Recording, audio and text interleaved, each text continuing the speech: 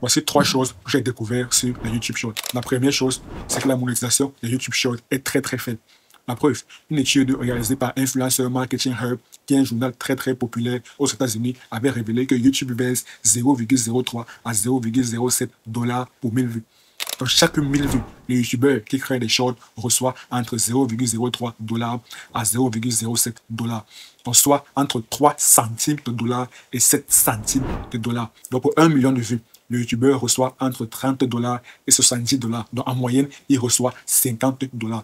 Si on suppose, dans le cadre de cette vidéo, qu'un dollar équivaut à 1 euro, alors le YouTuber qui crée des shorts reçoit en moyenne 50 $ chaque million de vues. Et d'ailleurs, même pour recevoir la monétisation versée par YouTube, il faudrait au préalable remplir les conditions du programme partenaire YouTube, à savoir soit 1000 abonnés et 10 millions de vues short les 90 derniers jours, ou alors 1000 abonnés et 4000 heures de visionnage les 12 derniers mois.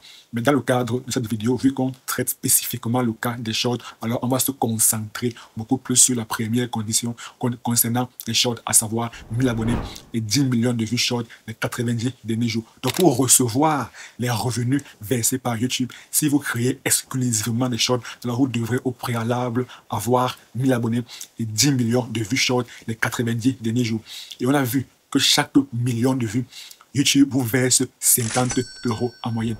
Donc, en général, au préalable, 10 millions de vues short les 90 derniers jours pour débloquer la monétisation YouTube. C'est comme si YouTube vous bouffait au préalable. Avant que vous ne soyez monétisé, c'est comme si YouTube vous bouffait 500 $. Car comme on a vu, chaque million de vues short que vous parvenez à créer, vous générer 50 $.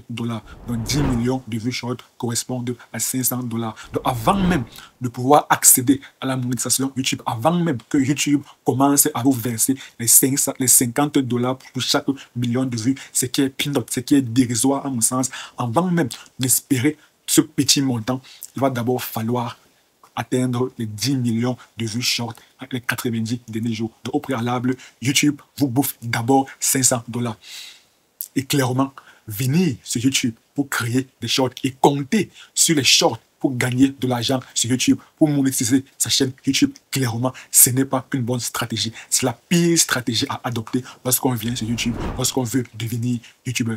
La deuxième chose que j'ai découvert sur les YouTube Shorts, c'est qu'il y a de plus en plus de personnes qui consomment des shorts sur YouTube. Bien que YouTube soit beaucoup plus une plateforme dédiée aux vidéos longues, dédiée aux vidéos long format, de plus en plus de personnes viennent sur YouTube pour regarder des shorts. La preuve, une étude, cette fois-ci réalisée par Hootsuite, avait révélé qu'en juin 2023, il y avait plus de 2 milliards d'utilisateurs actifs pour les YouTube Shorts. Et qu'en 2023, il y avait plus de 50 milliards de vues chaque jour pour les YouTube Shorts. Une étude très très récente d'ailleurs a révélé qu'actuellement, il y a plus de 75 milliards de vues chaque jour pour les YouTube Shorts. Donc clairement, des personnes regardent de plus en plus des YouTube Shorts. La troisième chose que j'ai découvert sur les YouTube Shorts, c'est que créer des YouTube Shorts s'avère inutile. Du moins, très très peu efficace. Pourquoi? Parce que bien que des personnes consomment de plus en plus de YouTube Shorts, ce qui se traduit par une augmentation considérable du nombre de vues et du nombre d'utilisateurs actifs par mois, d'année en année. Bien que cela soit vrai, néanmoins, les YouTube Shorts génèrent très très peu d'engagement. Pourquoi? Rappelez-vous ce que j'ai dit en début de vidéo. Les gens viennent sur YouTube pour consommer des vidéos longues, pour consommer des émissions longues. C'est d'ailleurs la raison pour laquelle le temps moyen passé par YouTube, sur YouTube, est de plus en plus élevé. Il suffit juste d'observer les chiffres qui s'affichent ici à l'écran pour constater que de 2019 en 2024, le temps moyen passé sur YouTube est en constante évolution.